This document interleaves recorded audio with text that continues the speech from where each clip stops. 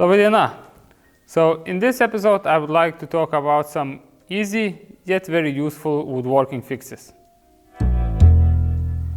Let's say you were working on some project and you accidentally made a dent, or two, or three. As long as the wooden fibers haven't broke, just compressed, you are golden. Take some water, soak the spots, let it absorb the water for a little bit. Take a piece of cloth, then take a clothing iron and heat the dent areas. So as you can see, the corner is already back to normal, just a little bit sanding needed, but these two dents will need another cycle.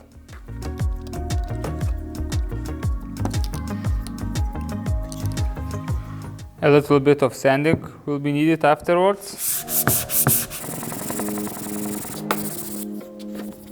And that's about it. The corner is completely back to normal. I can see tiny marks here where the fibers broke, but I could sand it a little bit more and this will be gone. So oddly enough, I always keep a clothing iron somewhere in my workshop. And in some unfortunate days, I'm really glad I do. So this next tip was born when I was making regular A-frame easels. And when you think about the structure, it's just three long sticks connected with a bunch of shorter ones. And when I was making those long sticks, at some points I got really annoyed because I had to chop the whole piece just because it has some bark inclusion and it was no longer usable. So this got me thinking, how could I fix that bark and use the whole piece? And this is what I came up with. So I will need this later. Let's assume that this is the long piece and this is some bark inclusion. So my idea was to remove the bark with the hand plane or sander or whatever tool you prefer.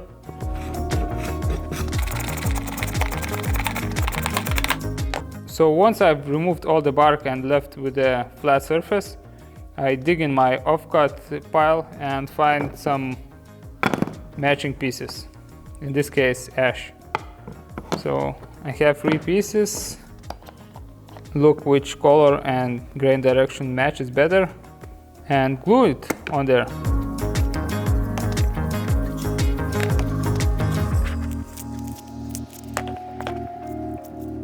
So once the glue has set, remove the excess, sand it flush to the surfaces, and you will see that you will end up with completely seamless fix. The whole secret here is that the joint follows the natural grain direction, and it blends in really, really great. And some folks may say that it's complete waste of time, but I believe it's a bit of a respect manifesto, if you will, for the wood, because it's a bit of a shame to throw away or to cut up the piece just for that tiny inclusion of bark. I hope you will find some use for it. So let's say you are finishing your piece and some small tear out or an insect hole is bugging you. Let's make those.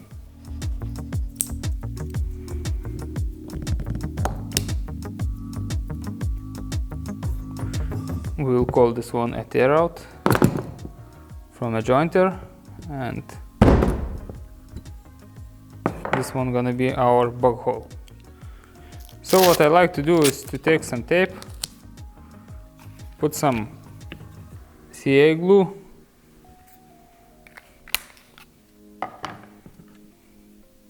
take some sort of a stick and fill those holes with the CA glue.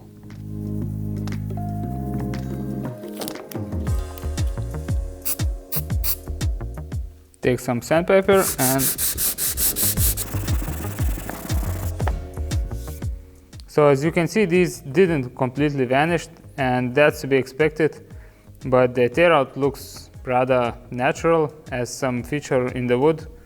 The bug hole also looks natural, and That's more for the convenience, because these, as they are filled now, they will not collect any dirt during the maintenance of the furniture. And just keep in mind that this trick will not work on any kind of tinted finishes or stains. It works great on lacquers and most of the oils, but just make a test piece of some scrap wood before applying it. And to say the least, this is a great time saver. I use it all the time. Oh, and if you worked with any kind of epoxy project, you should know the feeling when you sand the piece and some bubbles open up. So just use some compressed air, blow the dust, and use the previous method. If the bubbles are tiny, this will work just great. If you have bigger bubbles, probably you should use epoxy once again.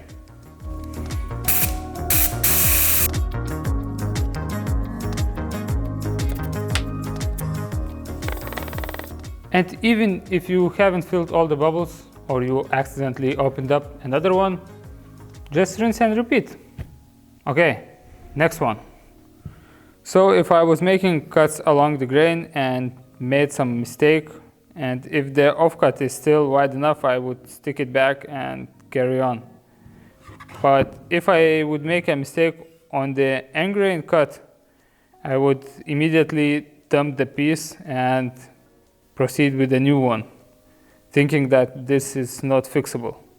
And it appears it is. Just take some polyurethane glue and stick the piece back on. And of course, I wouldn't recommend it on the tabletop or some visible facial panel, but if it's some drawer piece or some inner piece, it's completely fine. And that seam won't be that visible. Let me show you.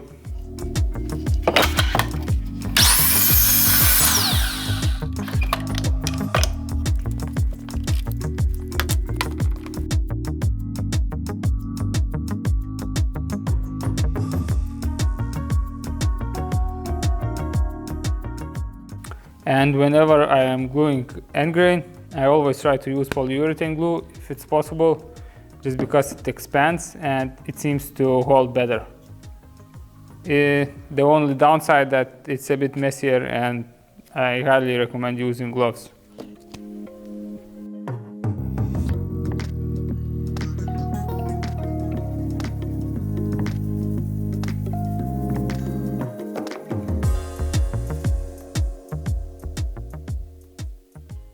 I hope there was at least one new trick for you.